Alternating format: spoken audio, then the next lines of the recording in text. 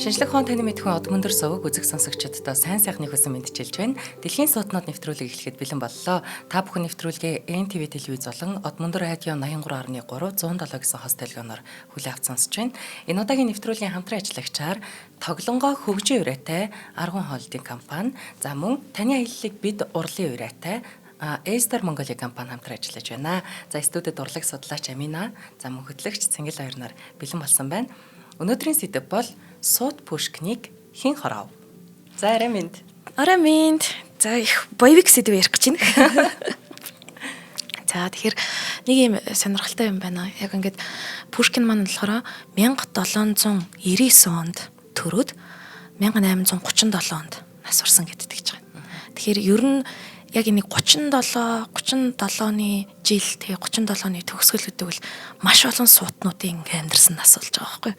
Тэгэхээр ер нь нөгөө 27-гийн клуб гэж байдаг шиг 37-гийн клуб гэдэг. Тэгээд нас орсон болж байна. Нас орсон. Тийм.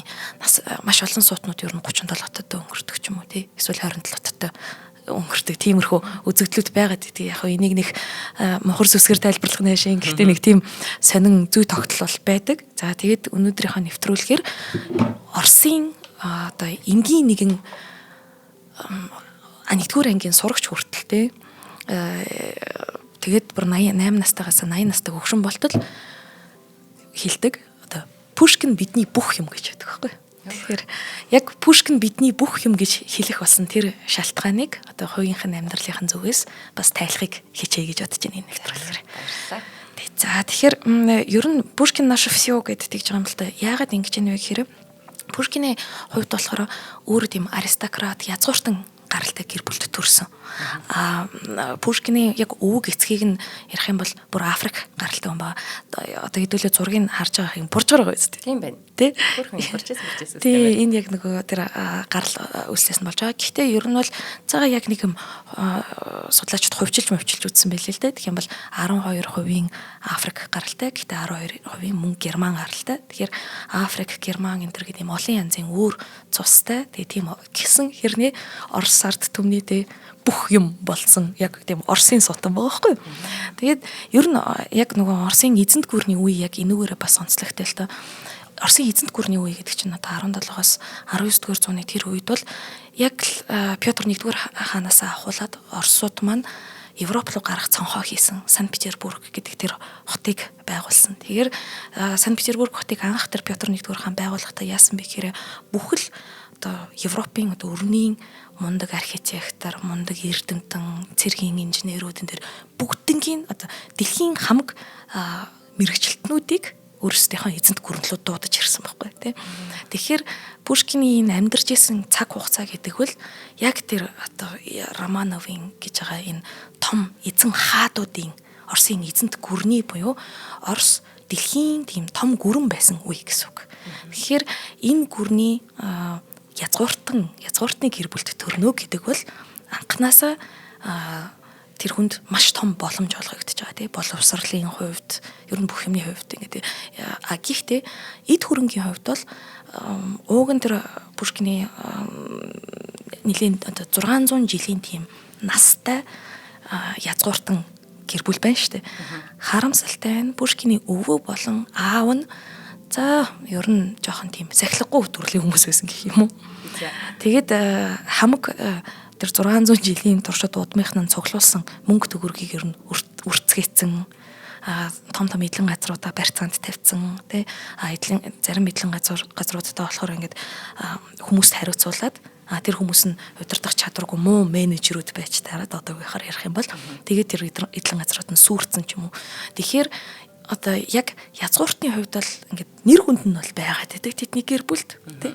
Тэгэхээр язгууртны нэр хүнд байна гэдэг чинь эзэнт гүрний бүхэл том шоунууд дээр өргөдөн тий. Бүхэл ингээд юм гоё газрууд дээр өргөдөн. Харамсалтай нь бол мөнгөний хувьд болохоор тэрийг бас даахгүй. Нэг тийм болж байгаа байхгүй. За тэгээд Пушкин маань өөрөө айлын хайртай хүү байгаагүй.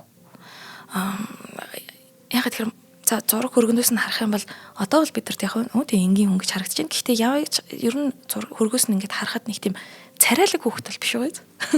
Хүүхэд ч гэж царайлаг хүн бол биш үү? Ерөнхийдөө бүр ингээд ямар хөө царайлаг залуу гэж бол хэлэх хэрэг юм байна. Тийм байгаа үү? Гэхдээ хайрлагдаагүй гэж харагдав. Тэгэнгүүт яг их сурвалжид бичиж үлдснээр болохоор ээж нь бол нөө баг хүүдээ Левт илүү хайртай. Тэгээ нөө Пушкин том хүн тэгээд бас нэг ихчтэй байсан. Тэгээд тэр хоёрыг бол нэг хайрладаггүй. Тэгээ Пушкин өөрийнх нь одоо характерын хувьд багаасаа тийм флегматик характертай гэдэг гэж байгаа юм. Тэгж яригддаг байсан. Тэгэнгүүтээ нэг туйлаас нөгөө туйл болтол гэж ингээд тийм тогтургүй характертай байсан гэдэг ч байгаа байхгүй. Гэр бүлтэй айгүй их тийм асуудал авчирдаг тийм хүүхдээсэн. Тэгээ бүр эмээгийнх нь Мария Ганнибал гэдэг эмээгийнх нь бичсэн юм загтал байгаа байхгүй. Миний том ач одоо юу болохыг би үнэхээр мэдэхгүй байна. Энэ малчигтэй энэ хүү маань болохоор үнэхээр ухаантай бөгөөд номыг бүр маш их уншина. Гэхдээ муу сурах юм гэдэг. Тэр үед чинь гэрийн боловсрал болгоно тийм. Гэтэ муу сурах хизээч яг цаг хугацааныхаа дагуу гэрийн даалгавраа хийсэн удаа байхгүй. Нэг бол өстэй огт хөдлөхгүй бүр гадаач гарахгүй юм. Хэрвээ нэг гарахаараа бүр үнэхээр одоо хизээч тайвшруулж чадахгүйгээр их галзуурах юм. Нэг туйлаас нөгөө туйл руу төгөнд ерөөсөө дундын юм гэж үгүй. Тэгэж бүр гэр бүлийнх нь хүртэл тэгэж ингэж бичиж үлдээсэн байна л да. Тэгэхээр яг энэ нэг багийнх нь характерт бол манай утга зохиолынхны ч юм манай урлагийнхны за ялангуяа юм суутнуудын бас шинж чанар онцлог байна тий. Бид нар чи нэг бол тий бид нар чи гэнэ суутнууд гэж ярьсан. Бид нар ч ингэж засаа явж уучлаарай. Яг бид нар гэдэг нэг утга зохиол урлагийн бид нар маань тий.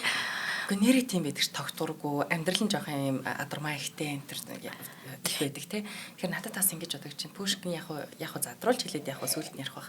Пушкины үхэлтэй энэ хүний энэ характер бас холбогдож байгаа санагдаж байна.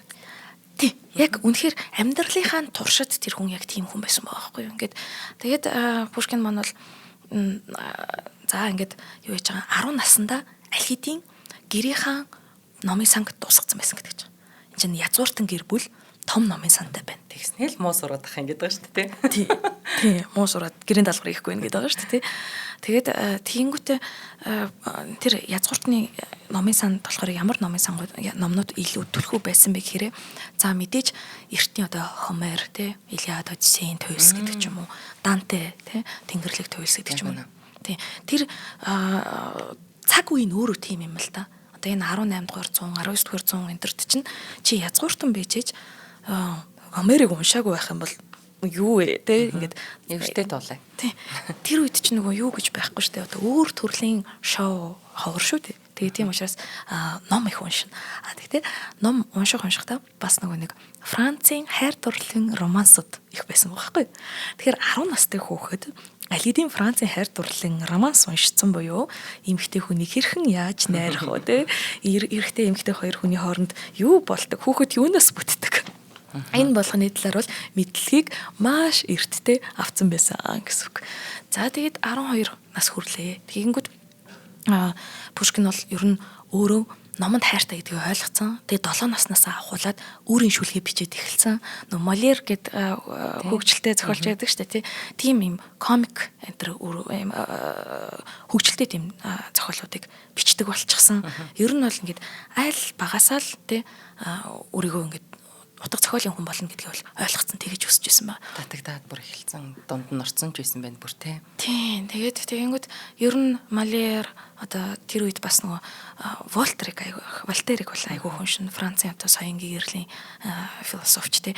Тэгэхээр Волтер энэ төргээд ер нь л тэр үед энэ Оросууд маань бүгдээрээ Францын соёл ер нь дан Оросууд ч Европ тэр чигтээ Францын соёлд автцсан байсан. Ялангуяа Оросын язгууртнууд бол өөрсдөө Францаар ярина. Оросоор ярихгүй. Тэгэхээр энэ дээр нөгөө ийм болж байгаа юм л та.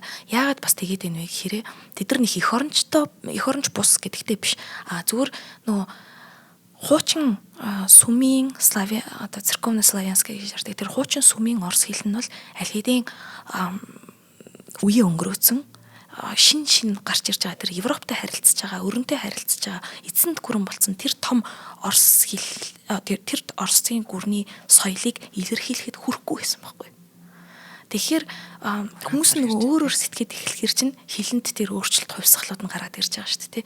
Тэгэхээр Пушкиний хувьд тэр хүрээллийнх нь хувьд язгууртнууд бүгдээрээ Францаар ярьдаг байсан бас ийм учиртай юм л та нөгөө илүү ойлголцоход илүү орчин үеийн тэр хэрэгцээ шаардлагыг хангасан хэл байсан байгаа байхгүй. Тэгэхээр 12 нас хүртэл бол манай Пушкин маань орсоороо муу ярьдаг байсан гэдэг одоо. Францаар маш сайн ярьдаг.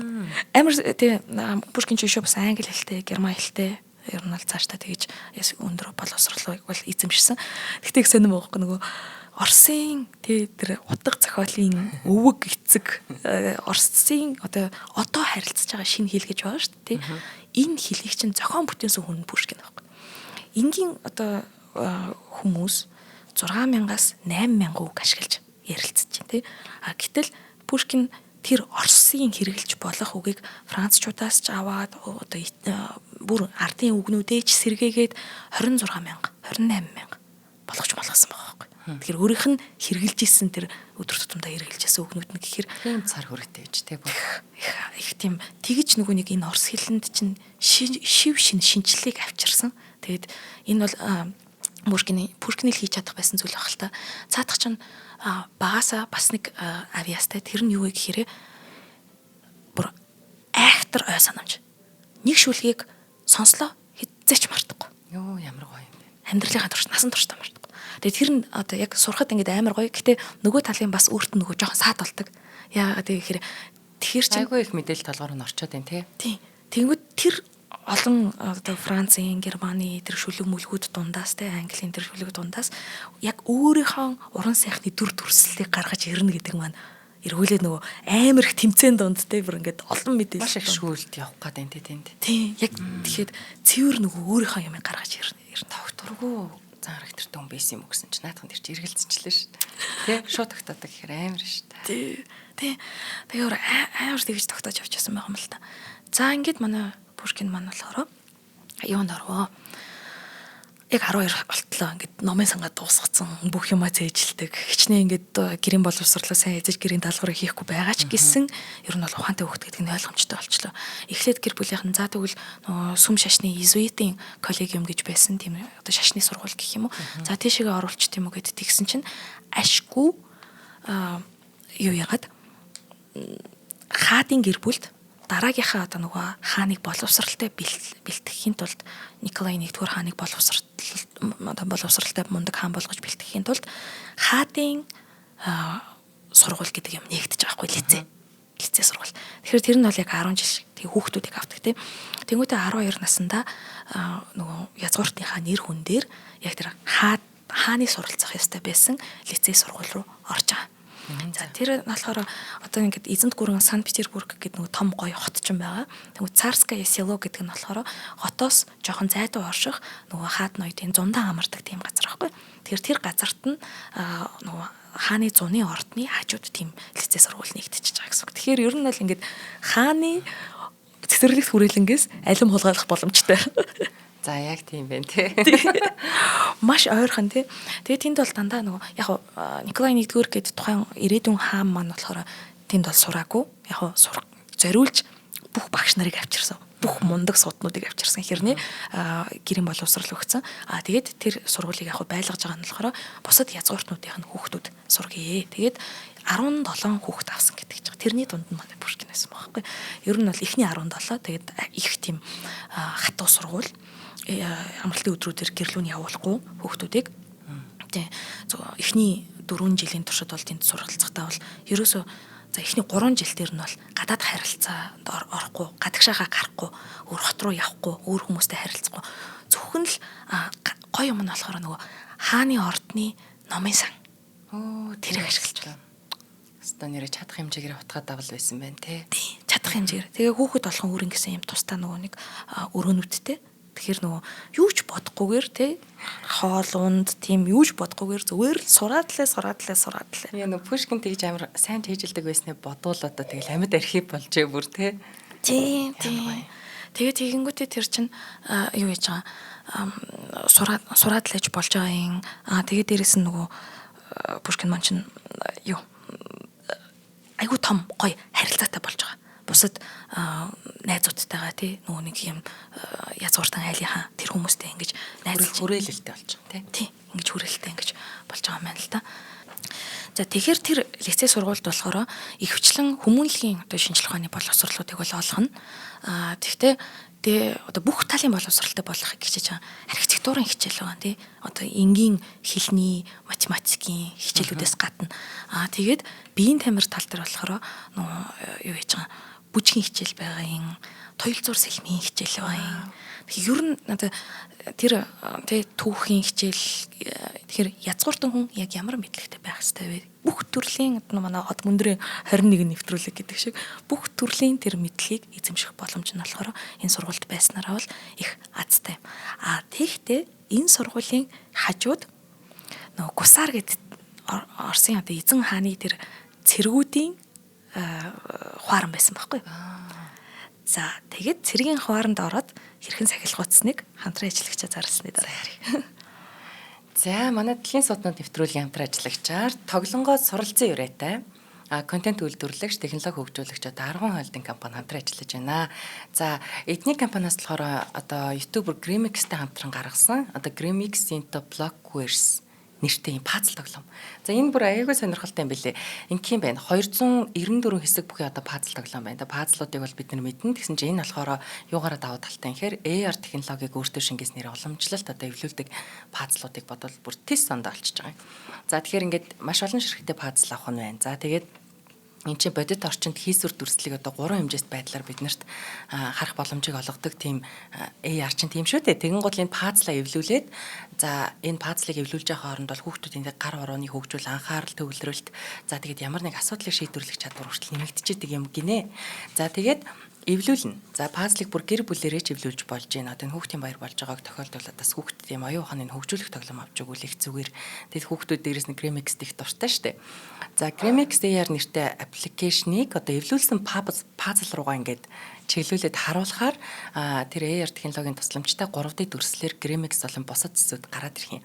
За тэгээ боловсролын агуулга бүхий даалгавар биелүүлээд хөгжилтэй тийм даалгавар биелүүлээд 4 үе шатыг давах дижитал тоглоом байгаа. За тэгээ хүүхэд бүрийн шүтдэг Grimix-ийн анхны стримийг хийж байсан одоо тэр өрөөгөөр нь зочлоод Grimix өөрөө тэр өрөөгөө тайлбарлаж өгөх нь байна. За аимшигын адал явдалтай өрөөгөө орох нь байна. Grimix-ийн блокийн ертөнцид дүртэй хүссэн үедээ зураг авахлах одоо тийм виртуал зургийн бүхийг хүртэл тэнд байна. За бүр хүүхдүүдийн бол мөрөөдөл байгаа. За Grimix-ийн хөгжилтэй бичлэг бас байгаа тэнд. За тэгээ Нарны аймгийн талаар мэдлэг олгох шинжлэх ухаанч контент багтсан байгаа. За Grimix-ийн дүрийг чиглүүлж явах боломж байгаа. За Grimix-ийн өөрийнх нь хоолоогоор ярихаас гадна бусад дуу авиагаар баяжуулагдсан байгаа. За тэгээ ерөнхийдөө Grimix into Blockwares бол одоо AR контентоор баяжуулсан уламжлалт пазл дижитал тоглоомын нэгдэл гэж ойлгож байна. Зүгээр надад бол Grimix-тэй Grimix-гүй пазл нь гоё байдаг байтал дээрэс нь Grimix нэмэгдэхээр бүр үнэхээр сонирхолтой. Ялангуяа хүүхдүүд нь пазл эвлүүлэх дургу байгаад байдаг бол энэ мэтэр ингээд пазл руу хүүхдүүдэд чиглүүлж болж байна. За үнийн хувьд 79,900 төгрөг. За тэгээ гол хүргэх мессеж нь бол хүүхэд бүр авахыг хүсээд эхэлчихсэн байгаа. Одоо ийм гоё тоглоомыг хүүхдүүдэд авч одоо хүүхдүүдийн энэ баярын өдрүүдээр баярлуулаарай гэж хэлмээр байна. За тэгээд онлайнаар захиалахыг хүсэх юм бол одоо www.shop.argun.kids юм гээд захиалж болж байна. 7733 44 77 утасны дугаараар бас лавлаад авч болж байна. За эсвэл одоо Соёолж Мол 7 давхарт за Grammy Chess дэлгүүр, Намын сүлжээ дэлгүүрийн бүх салбараар цэцэрлэг төрөлн дээр хүүхдийн парк дээр гэх мэтэр худалдаалагдж байгаа газрууд нь бол бас харьцангуй олон юм биш үү манайхаа. За ингээд дэмжиж ажиллаж байгаа тоглонгоо суралцсан өрөөтэй Аргун холдинг компанид баярлалаа. Маш их баярлалаа. За манай сахилгууд нэг сахилгуудаараа тавьсан байгаа шүү дээ манай Пушкин маань. Юу яа. За ер нь бол Пушкин бол одоо тухайн лицейгээ бол одоо Пушкинийг төгсгöd үгүй 29 хүн болсон байсан байгаа байхгүй 24-т нь жагсаж төгссөн буюу нэлээд муу сурагч нэг байсан.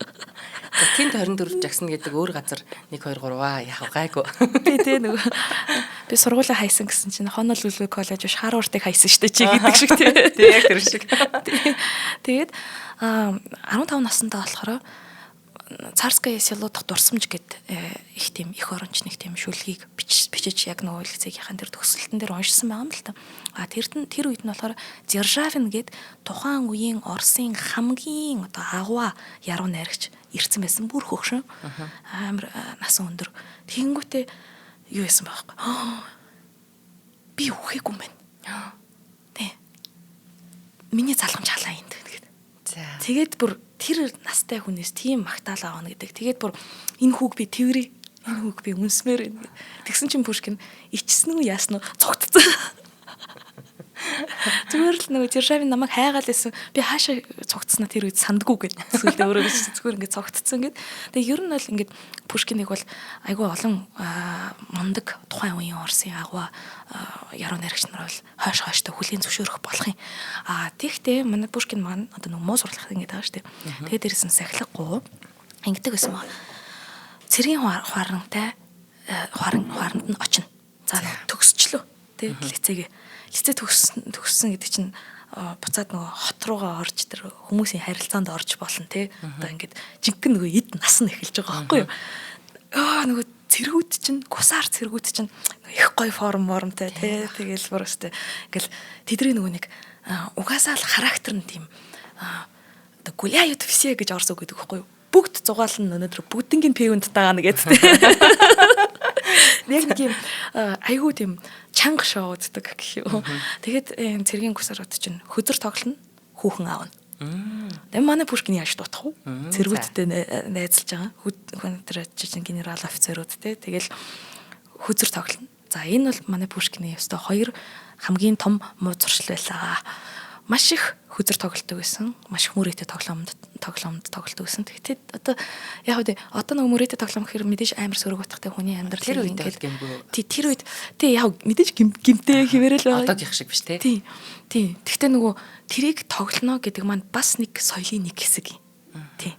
Тэгэхээр мөрөөдтэй тоглоом хүүхэн ямар сандаа хүүхнүүд ингэдэг байсан гэж хааштай Пушкинийг маань амар дурламтгай. Тиймүүдээ чи надаас тэр хүүхэн лүгөө явах гэж байна уу? Эсвэл тэр хүүхнээсээ над руу ирж гинүү гэдэг. Тэгэж амар юм дөө. Тэгээ манай Пушкин чинь царайлаг биш, өндөр биш.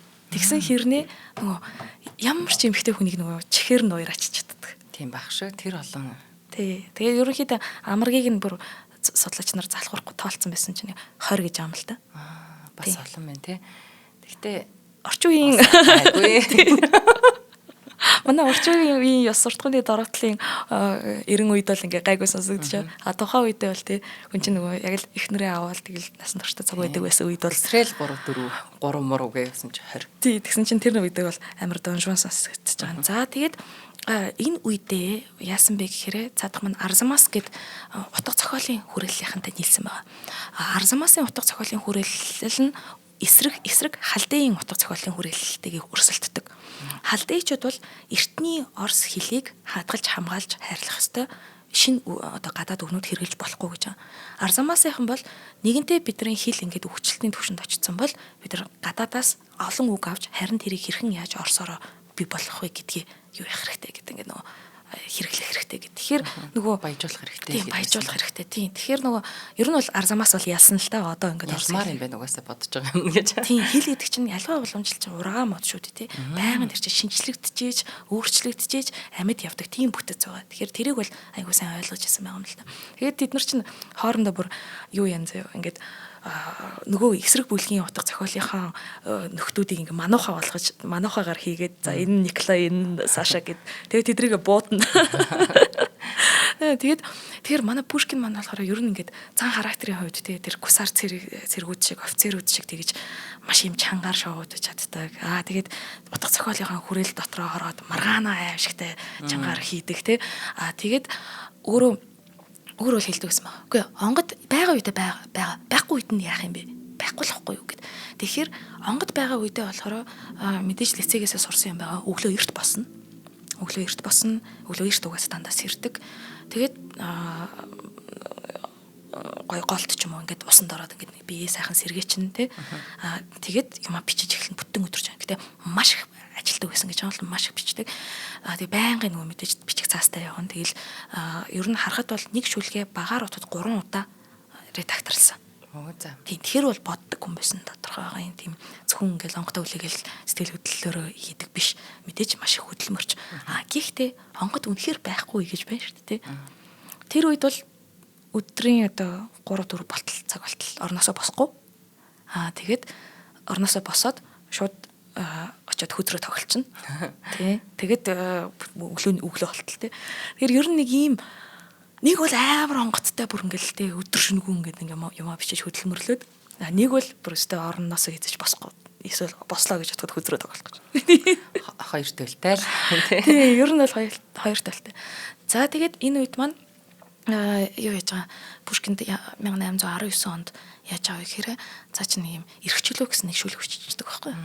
Эрхчлөө гэж яг Вольнес гэдэг одоо нэг юм чөлөөтэй байдал гээд тэр шүлгэн дээрээ болохоор жоохон нөгөө эзэн хааныгаа шүүмжилсэн эзэнт гүрний одоо монархия гэдэг энэ улс төрийн системийг шүүмжилсэн тэгэнгүүт засаглалаа бол шүүмжилсэн. Тэгээ тэр үед тэгэнгүүт нөгөө хаан уурлаад яагаад уурлж байна гэхээр Пушкины тэр авиас бол гэд шууд их алдартай болоод Пушкин ч зүгээр рок стар байсан байгаа байхгүй. Театр руу орлоо бүгд Пушкин руу эргэж хараал тий. Тэгээ нөгөө авиас нь ингээд тархацсан. Тэгээ Пушкин өөрөө тийм сайхан ааштай хүн бол байгаагүй. Нөгөө өөрийг нь ингээд үдсэн ч юм уу ямар нэг хүмүүсийг угаасаа өөрөө одоо тийм нэлийн хүнийг хорон мөвөөр малтаж чаддаг. Тэр нөгөө тэргээ эпиграм шүлгээр бичдэг. Тэгээд тэр нөгөө эдгээр ингээд юу яа те диско болон тэгвэл Пушкин ч өөрөө тэр тухайн үед бол нэр хүнд маш чухал. Тэр нэр хүндээ хамгаалах тулаан бол маш чухал те. Тэр тулаанд бол Пушкин бас маш олон удаа оролцож байсан 20 идэгдэг баха. Тэгэхээр энэ чинь нөгөө яг халц тулаан байгаа шүү дээ. Секундант гэд дундын хүн байгаа. Тэгээд хоёр бинийгээ доромжилсан ч юм уу муудалцсан хоёр хүмүүс бол нэг буудах боломж авч байгаа тийм халц тулаан байгаа шүү дээ. Тэгэхээр тийм тулаанд бол амар их оролцож байсан байна Пушкин. Бүр ерөөсөө. За тэгээд ямар ч тааж хүн болгоны жоохон нэр хүнд нь өсгөн хэрээр хүмүүсийн дургу хүрэж чинь бас нэр хүнд нь өсгөн хэрээр нөгөө нэг язгууртнуудтайгаа маш сайн ингэж юу яах хэрэгтэй байгаад байдаг найзлах хэрэгтэй байгаад байдаг. Тэгээ найзлах гингүүд өөрийнх нь мөнгө нь хөрөхгүй тий.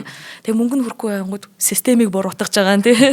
Тэгээд нөгөө хааны эсрэг жоохон юм биччихгүй да. Тэгэнгүүт Александр 1-р хаан бүр аимшигтай уурлаад энэ Сибирь рүү цөл наатгаа гэд.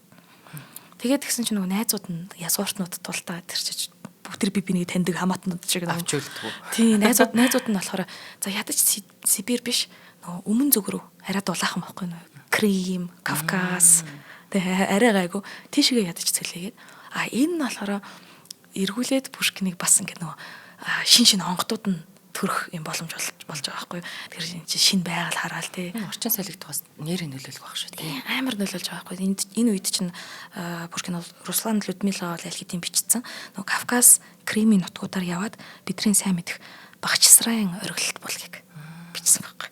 Яваг бол бас ягаад ч үү тий. Тэгээд Кавказын одоо Кавказд олцлогдсон хүн гэдэг ч юм уу тэр том зохиолуудаа бол яг тэр нөгөө цөллөгийнхаа үеийн сэтгэл зүгэр бичиж байгаа юм л та. За ингээд дараагийн хамтран ажиллагч. За дараагийн хамтран ажиллагч. За манай дараагийн хамтран ажиллагчаар айгуу гоё манайхаа. Манай Од Мөндөртэй аялал хамтран ажиллаж байна. Эстер Монголиа компани. За Эстер Монголиа болон Од Мөндөр багийн хамтран зохион байгуулж байгаа 4 дахь аялал болох одоо Вьетнам, Камбож хоёр улс 4 хотын аяллаа танилцуулж байгаа маа. За энэ маш гоё аялал болно. За одоо Анкор тийм ээ. Анкор за энэ бол одоо бүр дэлхийн ЮНЕСКОгийн соёлын өвд бүртгэгдсэн байдаг. Дэлхийн хамгийн том сүм хийдийн цогцлбоор за Камбожийн үндэсний бэлэг тэмдэг за туган дээр нь дүрслэгдсэн байдаг. За энэ газар руу аялах аялал байна. За дээрэс нь одоо Камбожийн Коккер байна. За энэ бас л одоо эртний нийслэл хот. За Вьетнамын Халон Бэй гэж ярьдаг те Халон Бэй рүү бас аялна. За Вьетнамын Нимбин рүү бас аялна. За мөн л одоо ЮНЕСКОгийн дэлхийн өвд бүртгэгдсэн за одоо алдартай үзэж сонирхох газрууд ихтэй ийм гоё өрмөц хотуудаар аялж байгаа энэ баялаг аяллыг манай Од Мөндрийн захирал мөнх цул. За спортын хөтөлбөрийн нэвтрүүлгийн хөтлөгч Батцаяа за манай амтны нэвтрүүлгийг хөтэлдэг Урна энэ гурван маань за мөн манай студийн найруулагч Гомбо маань бас хамт явна. За ингээд эднэр маань хамтдаа та бүхэнтэй одоо гайд хийх маягтайгаар маш гоё хөгжилтэй аяллыг зохион байгуулж байна. За одоо ийм Вьетнам, Камбож хоёр улс 4 хотын аялалтай. Тэгэхээр энэ аялалд явахыг хүсвэл та бүхэн манай одоо Easter Mongolia компани пэйж хуудасаар нь ороод сонирхож болж байна. За эсвэл 72 тэгтэг 92 тэгтэг усны дугаараар лавлаж болж байна. Тэгээд тэр үзэж дуулж байгаа хотуудынхаа хамгийн сонирхолтой хамгийн үнцэнтэй эсгүүд дээр манай от мөндөр хөвтлөгчд та бүхэнтэйгээ ярилцаад гайд хийгээд маш гоё хөгжилтэй аялал болно. За энэ аялал маань Easter Mongolia-гийн зүгээс бас зээл лизинг ч юм уу те хүүгүү лизинг энтергээ хувааж төлж болох нөхцлүүд байгаа. Тэрийг бол авлаад асуугаараа манайхаа. Маш их баярлалаа. Шинжлэх ухааны танин мэдхүн аялал гэдэг бол үнэхээр бас оюунда тий оруулж байгаа маш том хөрөнгө оруулалт болдгийм байлээ. Тэгээ залангуй цулаагчтай явж байгаа гэдэг тэр бол их олзорхож байгаа. Би нөгөө сая өөрөө Египт рүү цулаагчтай явсан чинь нөгөө үнэхээр мэдлэгийн одоо уурхай тий. Яста. Тэгээ манай энэ Бацай ч бас газар зүйн талын ер нь бол ухаж өндөр гараагүй хүн шүү дээ. Энэ их гоё аялал болох байна. Тий их гоё болох хаа. Өөрөө ч явмаар байна. За маш их баярлалаа Easter Mongolia. За манай юу маань болохоор Пушкин маань бол яг нэг хотоос нөгөө рүү одоо Екатеринослав гэдэг ч юм уу тэгэл ингээл Одесса гэдэг хот руу явчихсан. Одесса болохоор өмнө зүгт байдаг. Илүү дулаахан тэгээ нөгөө нэг юм далайн порт хотохгүй далайн одоо далайд гарцтай тийм хот. Тэгээд яг тэгээд нөхцөлөлт явсан хүн чинь бас нэг юм төрийн одоо алба хаших ёстой нэг юм даалгавруудтай. Гэхдээ язгууртан болохоор нь за бараг л нэг хурууны хэв уншуул гэдэг шиг зүгээр л ингээл ер нь язгууртнууд яг үндэ ажил хийдэггүй шүү дээ. Тийм нэрдүүдээ тэгээд тэгдэг байсан чинь Одесса хотод бол яасан бэ гэсэн чинь Воронцов гэдэг нэг гүн байгаа юм. Тэгээд тэгсэн чинь Воронцов гэдэг гүнний эхнэрийг нь Пушкин жохоо өдчихгүй юу? Эхнэрт нь дууралцсан манай хүн чинь дуурламтгай. Тэгсэн чинь Воронцов эргүүлээд яаж нөхөө нэг бадж байгаа вэ гэхээр ажиллаа хий. Юу хуруу уншуулах ажиллаа хий гэдэг. Яа, тэнгуүтээ бүр цаадгаа чи ингээд нэг юм царцааны нүүдэл болоод тэгээ тэр царцааны нүүдлийн талаар тайлан бич гээд. Тэгсэн чинь манай Пушкин зүгээр энэ домог шүү. Тэгтээ ингэсэн гинэ. Царцаа ниссээр суугаад бүх зүйлийг идчихлээ болоо цэг. Тавчгаа. Тайланг бичиг гэдэг. Ер нь бол тайланг нь бичсэн байгаа. За энэ мэдчлэн. Гэхдээ энэ Воронцов болохоор яасан бэ гэхээр бүр их нартайгаа хардаад уурлангуудаа манай Пушкиныг Михайловская Псковская губерния буюу Михайловскийн Псковын мужик гэдэг газар руу эцэг их рүү эцэг ихийнх нь хараа хяналт руу явуулчихж байгаа юм. Тэгээд тэр нь бол нөгөө Пушкины хувьд болохоор нөгөө гэр бүлийнхэнтэйгээ тийм таатай харилцаатай байдаггүй байсан учраас ер нь айгүй хэцүү. Тэгээд гэр бүлийнх нь бүр Пушкинтэй муудалцаад тэгээд аав нь бүр хүү намайг зодох гэж завдлаа гэж мэгээд гэр бүлийнх нь буцаад Петербург руу нийслот руугаа цугтчихж байгаа юм. Тэгээд нөгөө цалин байлангаа асуулж масуулаад ер нь бол айгүй тийм хэцүү байдалд цөллөгд тэгснээ цалингаа асуулаад тэр хавийнхаа нөгөө хүн амтантай муудалцаад ер нь жоох хэцүү байсан байхгүй юу.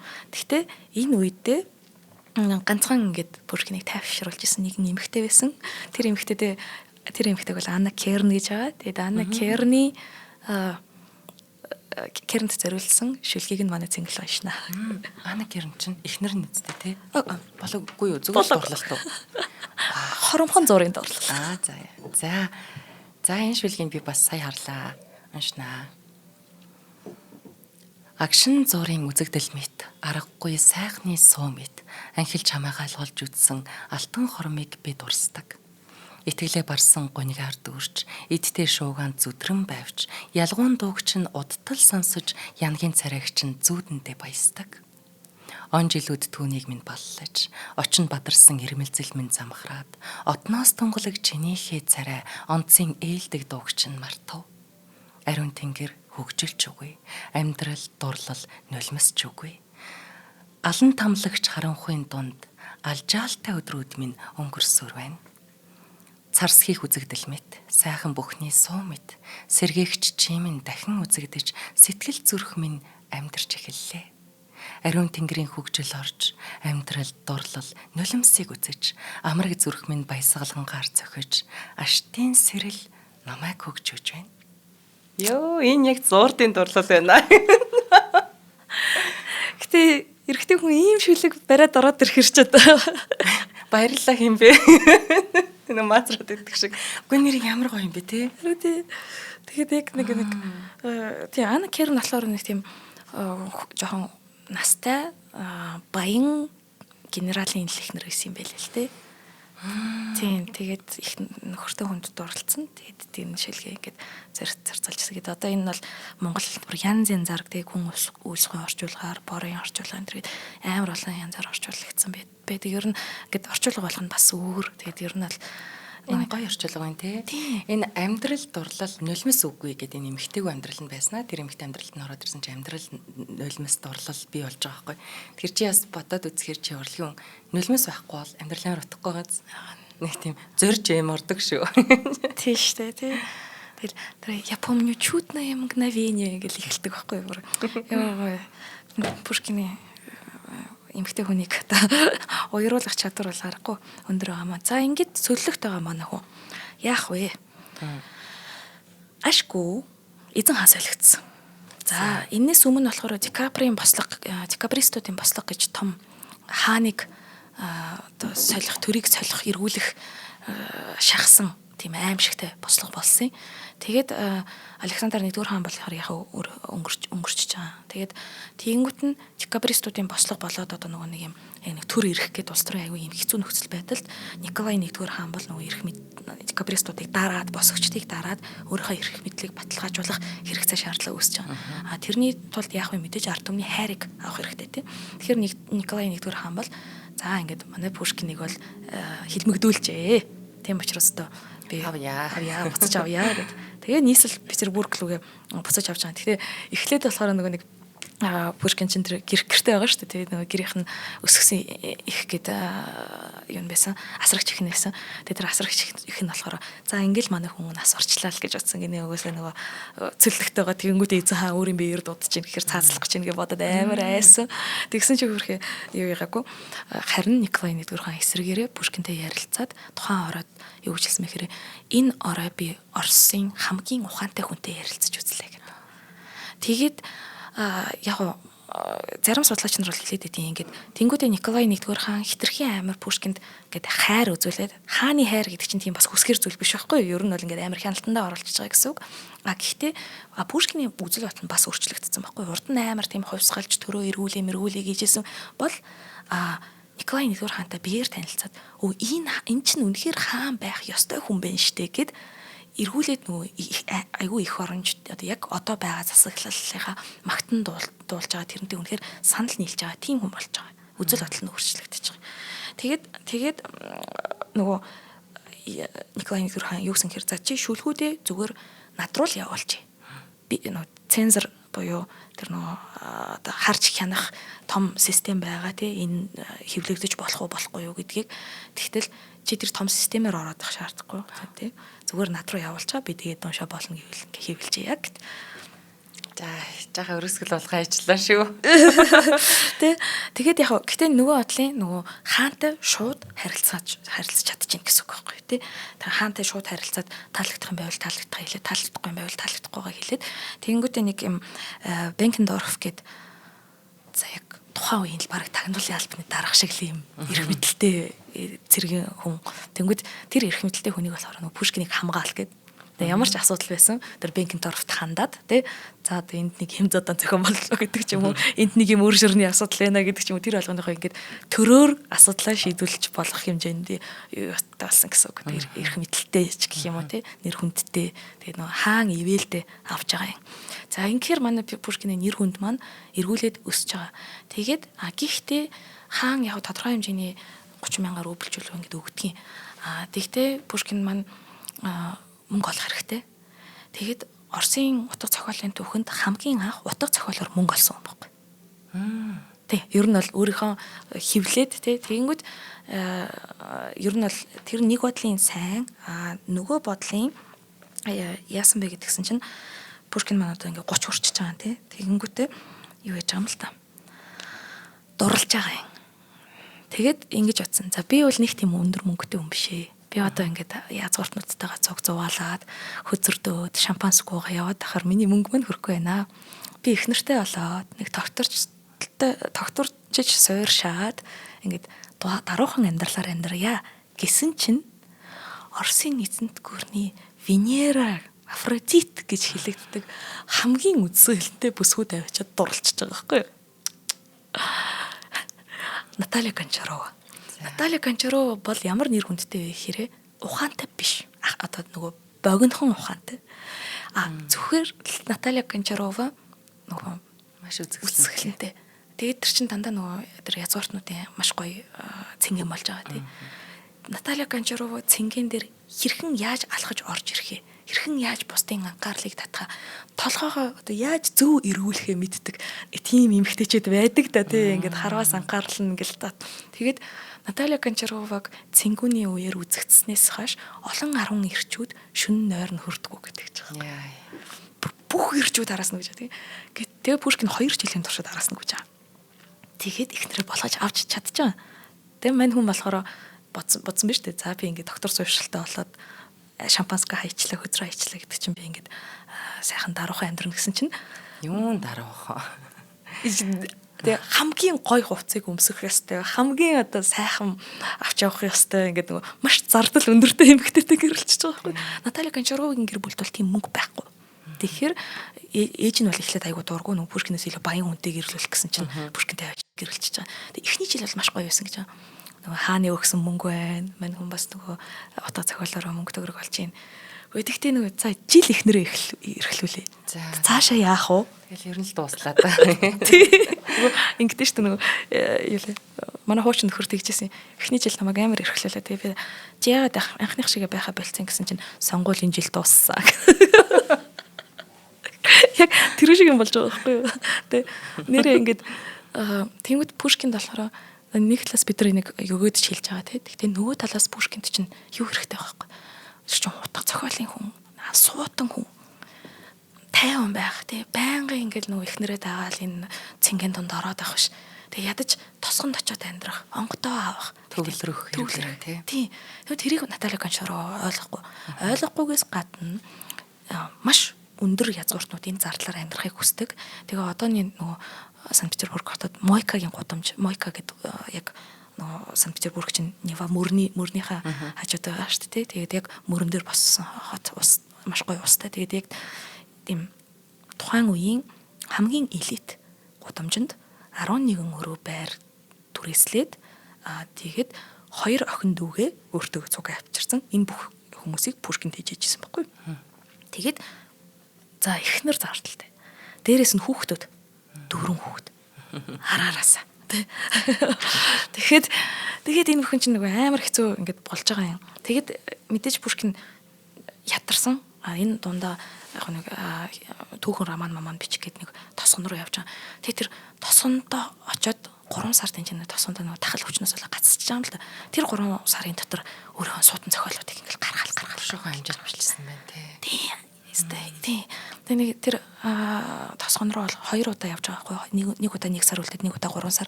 Тэр хоорондоо л ингээл нөгөө суудна зохиолуудаа бүр ингээл гаргаал бүр ингээд зогсолтгүй тий тэр чинь Пушкины роман чи ямар зузаан бэлээ гэж яах л тэгээ зогсолтгүй ингэж бичижсэн байгаа юм л та. Тэгэхэд энэ бүхэн эцсийн бүлэгтээ болохоор нөгөө Пушкин маань маш их өртөө уйлдсан. Маш их хүртэй болсон. Тэгээ эхнэрийг хүүхдүүдээ ингэж хийчих гээд ингээд айгүй тийм дарамттай хэцүү үед нь болохоор хэцүү юм Наталья Гончаровын араас хүртэйч гэсэн ирчүүд гүсэрсэн баг. Эхнэртэй ч. Уучлаарай. Тэгээ Наталья Гончаровын араас нь Наталья одоо тэр эмэгтэй Пушкины эхнэр байгаад тахтал араас нь гүгээдсэн гэж хэлсэн байна тий. Тэнгүүдээ нөгөө нэг юу гэж ярьдаг байсан бэ? Эршний грект болох нөгөө Афродит гэдэг охин тэнгэр байдаг шүү дээ. Тэнгүүд нь Афродит охин тэнгэр чинь өөрөө хамгийн царай муутай дархан бурхан Гефесттэй гэрэлцсэн байдаг байхгүй юу. Тэгээд тэр хоёрыг тийм хосод гэд тэгжсэн. Тэгэхээр нөгөө Пушкинийг хизээч Наталья Гончаровыг авахар тийм гоё эрэгтэй хүн биш. Тэгээ тийм баян ч эрэгтэй хүн биш гэд бусад ирчүүд нь азаа үзэж байхгүй юу та. Тэгээд энэ болгоно болохоор Пушкины зүрх сэтгэлд нэлээд жоох юм хүнд тусаж тий гэд хардталт үсэх шалтгаан болж тэгэд их хартай болсон байсан амьдралынхаа сүүлийн жилүүдэд бол. Тэгээ ингээд хартай болж байгаа хооронд Жорж Дантес гэж Франц цагаач байгаа юм. Жорж Дантес Франц цагаач болохоор илт Наталья Гончаровагийн араас гүдэг эхнэрийн араас гүдэг. Тэгээд энэ хоёр ч нөгөө Пушкин бол доромжлогдсон мэдрэмж авч байгаа. Тэгээ илт ингэж байна гэдэг чинь. Тэгээд Наталья Гончарова ч гэсэн их үгүйсэхгүй. Тэр эмэгтэйд бол таалагдчих байгаа байхгүй юу? Ирчүүд ингэж араас нь гүйсээр байгаа. Тэнгүүтээ эхлээд халц тулаанд би бинийгээ дуудсан байгаа. Тэнгүүтээ найзууд нь те за одоо яах юм бэ ингээд энийг жоохон тайвшруулъя гэд тэгээ хоёр талыг нөгөө харилцан ингээд тайвшруулад ямар аргаар шийдсэн бэ гэсэн чинь Наталья Кончаровагийн эмэгтэй дүүг Жорж Дантестэй гэрлүүлчихэж байгаа. Тэгэхээр нөгөө Жорж Дантес нэг тхийг хүсээгүй л дээ игчт нь сайн байгаад байдаг те. Гэхдээ яг одоо нөгөө би нэг алчихгүй тулд гэх юм уу да нэг тийм зөвшөлтсөлт хүрээд тэгэнгүүт хамаатай юм чинь бүр байнгын гэрт нь ирээд идэх болчихсон. Оо ямар хэцүү юм бэ. Эн чинь Пушкинийг бүр давхар дарамжилж байгаа асуудал байхгүй тий. Тэгээд Пушкин бүр тэсгэргүй болоод тулаанд бол Дантесийг дуудсан. Пушкин буудсан. Гэхдээ Дантесийн товч нь өрийг нь аварсан гэж. Тий. Гэхдээ Пушкин буудахаас өмнө Дантес эхэлж буудаад Пушкинийг үл яг одоо ходоод руу шархтуулсан. Тий. Шархтуулаад Пушкин газарт хөвтөнгээ Дантесийг буудсан. Би хөвтөж байгаа ч гэсэн чамайг бодно гэд. Тэгээд гэхдээ яг нөө аврагдаад Дантес бол аврагдаад хоёр хавирган л уурсан байна. Манай Пушкин бол үхлийн шарх авсан. Тэр шархнаасаа болж хэд хоногийн дараа тий. Ямар ч хүч намдагч тэр үед байхгүй шүү дээ. Тэгсэн мөртлөө 2 хоног байсан мод. Энэ 2 хоногийн турш манай Пушкин яасан бэ гэхээр бүх амьдралаа эмхэлсэн. Хаан руу захиа бичсэн. Амьдралын төгсгөлүүд хаантай жоохон муудалцсан байсан. Тэгээд танд ингээд төвөг удаж амьдралын туршид танд төвөг удажж ноцсон дуучлаарай. Гэхдээ намайг нас орсны дараа гэр бүл үр хүүхдүүдийг маань ингээд тусалж болох уу тий ингэж хариуцж болох уу гэд. Тэгээд үнэхээр л Пушкины хүүхдүүд бол юмар дутагдахгүй хааны хөвөлдөр амьдарсан. Тэгээд өөрийнхөө үр ширнүүдийг нь бас нөгөө хаан дарж өгч байгаа юм. Тэгээд ер нь эцсийн хаан тий захиас бүх зүйлээ ингээд хэлж байгаа. Их нэртэй бас цагсан байгаа. За чи 2 жилийн туршид одоо нөгөө хөдөө яваад тосгонд очиод миний араас ингээд гашуудаа 2 жилийн дараа гэхэд сайн үнтэй суугаарэ гэд. Одоо бүх амьдралаа эргцүүлж бодох тийм 2 хоног тэр хүнд байсан байхгүй. Ингээд тэгээд тэр чинь нөгөө нэг ингээ өвдөлт нь улам нэмэгдсээр байсан 2 хоног гэхээр бас амар энэ тий. Тэгээд Пушкин бол ингэж харамсалтайгаар тий. Тэгээд ер нь бол эхнэрийнх нь араас тэр нэг гүдэг. Тэр Жорж Дантесийг бол ер нь бол хинч мэдгүй л байх байсан шүү дээ. Тий. Гэтэл ийм суутан хүнийг ингэж маш залуухан гэсэн нэр нь тэг амиг нь хороочж байгаа юм. Гэхдээ Пушкин бол маш хөдөлмөрт байсан учраас боломжлолт бол битсээр байгаад одоо Оросын гэлгүй дэлхийн утга зохиолт өөрийнхөө нэрийг үлдээсэн юм байна. Маш их ажил яаж байгаагаар амжуулж утсан юм байна уу гэж. Би яг ихэнд нэг өхөлийн шарх аваад одоо тэр амнаас нүггүй болж байгаа тэр үйл явц тэр хүний докторгүй зан характертай холбоотой гэж бодож исэн нь болохоор би нэг ээж нь хайрлаагүй учраас тэр хайрлагдсан мэдрэмж бүтэн аваагүй тийм дутуу одоо тийм хамгаалуулсан мэдрэмж дутуу авсан хүн бусдад итгэх нь айгу муу байсан баг. Гэмгүй сайхан байж байгаа ихнэрт хайртаад нь итгэж чадахгүй хардаад өөрийгөө зовоогоод идэг байсан байж байгаа. Тэр нь одоо тэр нэг хүнтэй гэмгүй хүнтэй хардаал тэгэл өхлийн шарх автлаа тулаан болсон байх гэж бодсон чинь ихнэрт бас учир байх нь бас байж. Тийм яг ихнэр бол нөгөө араасаа л эрэхтэй хөнгүүлэх дуртай анхаарлын төвд байх ёстой. Тэр зорцсон юм шиг гэдэг шиг л сайхан өсгөө. Сэхлэнтэй өсгөө. За баярлалаа минь. За маш их баярлалаа. За шинжлэх ухаан танин мэдхгүй Од Мөндөр сувгийн одоо дэлхийн суднууд нэвтрүүлгээ та бүхэн маань НТV телевиз болон Од Мөндөр радио 83.3 107 гэсэн хас дэлгэн хөрөлөө авч сонслоо. Шинжлэх ухаан танин мэдхүйг дэмжин түгээн дэлгэрүүлэхээр тоглонгой хөгжийн өрөөтэй 10 холдинг компани за мөн таны аяллыг бид дурлалын өрөөтэй A-Star Mongolia компани хамтран ажиллалаа. Студид маань өнөөдөр бэлгүүн маань бас шалгалжуулах юу вэ? Бэлгүүн маань би энэ хөтлөө одоо тодорхой шалтгааны улмаас бас энэ удаагийн одоо нэвтрүүлгийн маань бас аминатайгаа хамтарлаа. Баярлалаа. Баярлалаа. За дараагийн нэвтрүүлгээр уулзтлаа баяртай. Баяртай. За. Нэвтрүүлгийг хүлээн авсан Нарны аймгийн монголчуудаа баярлалаа. Од Мөндөр сувг нь энэ мэдчлэн таны мэдхгүй мянган нэвтрүүлгийг 2026 оны 7 сарын 1 хүртэл та бүхэндээ хүргэх юм. Их хэлээрээ шинжлэх ухаан танин мэдхүйг түгээхийн үлсэд нэгтгэх хүсвэл та бидэнд хандив өгөх боломжтой. Та нэг нэвтрүүлгийг 100 төгрөгөөр буюу 1000 нэвтрүүлгийг 100 мянган төгрөгөөр үнэлээд биднийг дэмжээрэй. Жилдээ ганцхан удаа 100 мянган төгрөгөөр биднийг дэмжснээр шинжлэх ухаан танин мэдхүйг түгээх энэ үйл хэрэг амжилттай үргэлжлэх юм. Од мөндөр нэр дээрх Удаагийн банкны данс байгаа. 4191 тэг 4518. Та 100,000 төгрөгөө шилжүүлэхдээ гүйлгээний утга дээр нь өөрийн нэр болон утасны дугаараа заавал бичээрэй. 100,000 төгрөг хандалснаар Од мөндөр сүгийн алтан гишүүн болох юм а. Шинжлэх ухаан, танин мэдхгүй Монголд ялах болтугай.